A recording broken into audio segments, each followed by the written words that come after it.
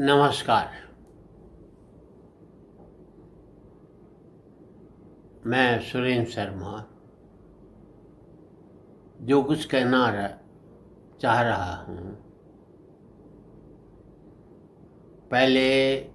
सबसे पहले मैं आप सबसे माफ़ी चाहता हूँ और इसलिए कह रहा हूँ कि हमारे संविधान ने हमें बोलने की आज़ादी दी है, भौंकने की नहीं। और आज हकीकत ये हो गई, जो भौंक रहे हैं उन्हें कुछ नहीं कहा जाता और जो बोल रहे हैं उनके सुनने पर पाबंदी लगाई जाती है।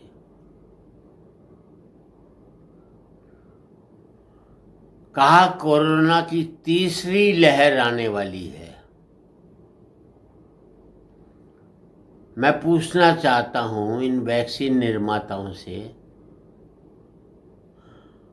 तुम ज्योतिष हो, जोशी हो, क्या आपको मालूम होता है कि पहली लहर तो बूढ़ों पर आएगी, दूसरी लहर जवानों पर आएगी, तीसरी लहर बच्चों पर आएगी।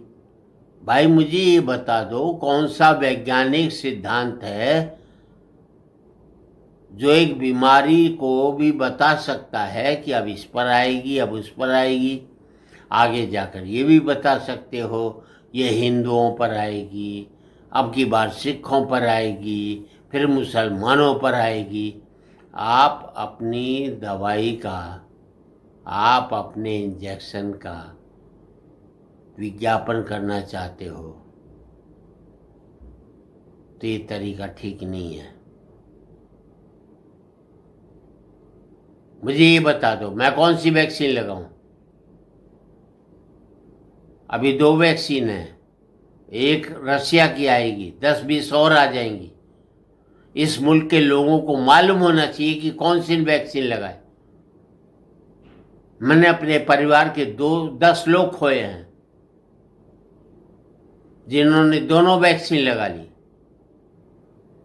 हमारे कई डॉक्टर इस देश में दोनों वैक्सीन लगाने के बाद उनकी मौत हुई है। कई स्वास्थ्यकर्मी जिनका कोई रिकॉर्ड भी नहीं होगा, कई नर्सिस, कई मरे होंगे। कौन सा एक रिसर्च डेटा है कि जो मरे उन्होंने कौन सी वैक्सीन लगाई? कम से कम एक रिकॉर्ड होना चाहिए। मैं भारत सरकार से, राज्य सरकार से इतना ही कहना चाहता हूं, हमें इस्तेमाल मत करो वैक्सीन के रिसर्च के लिए, क्योंकि इस पर रिसर्च नहीं हुआ है। कम से कम इतना तो बता दो कि यार जो मरे उन्होंने कौन सी वैक्सीन लगाई थी। 20 वैक्सीन और आएंगी, हम उसके ऊपर, हम सब लोग उन वैक्सीनों का एक्सपेरिमेंट किए जा रहे हैं। हमारे ऊपर प्रयोग मत करो। अब बच्चों की आएगी यार, पहले बूढ़ों को ले लिया, फिर जवानों को ले लिया, अब बच्चों को ऊपर तो मेहरबानी करो यार। मैं सभी इस देश के माँ बापों से कहना चाहता हूँ, कुछ मत करो।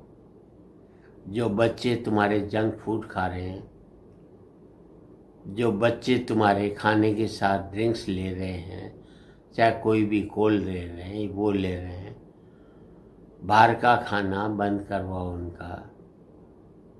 उनको घर के खाने खाने की आदत दो। आपके बच्चे स्वस्थ रहेंगे।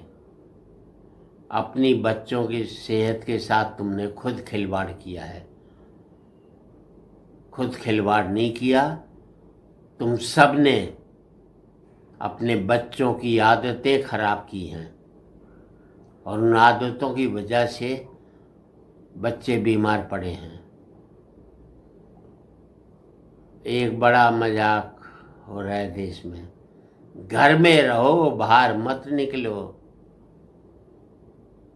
मैं इन सबसे पूछता हूँ, अगर यही बात मेरे देश के डॉक्टर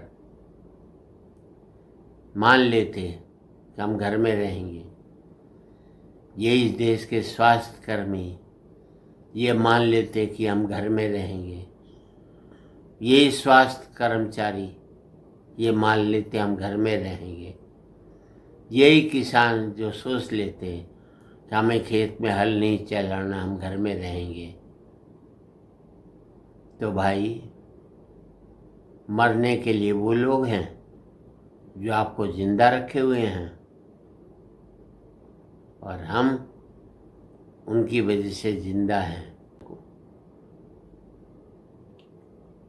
यार, बीमारी को महामारी मत बनाओ। हम सब पहले से ही डरे हुए हैं, हमें और मत डराओ।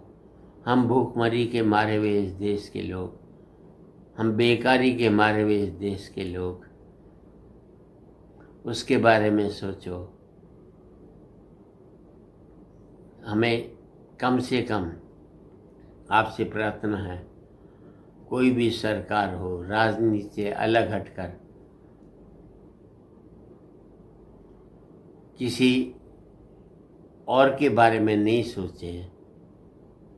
बेहतर है कि हम बेहतर कैसे आदमी बने, बेहतर कैसे इस देश में ज़िंदगी को जिएं, उसके बारे में सोचा। बहुत बहुत धन्यवाद। बड़ी तकलीफ़ के साथ आज ये वीडियो डाली है। अगर कोई गलत लगे, मैं इस देश की तमाम न्यायपालिकाओं से, तमाम देश की सरकारों से, तमाम देश की राजनीतिक पार्टियों से माफ़ी चाहता हूँ। मैंने कुछ गलत कह दिया हो तो मुझे माफ़ कर देना, और मैंने कुछ सही कहा हो तो उस पर अमल करने की कोशिश करना। जय हिंद।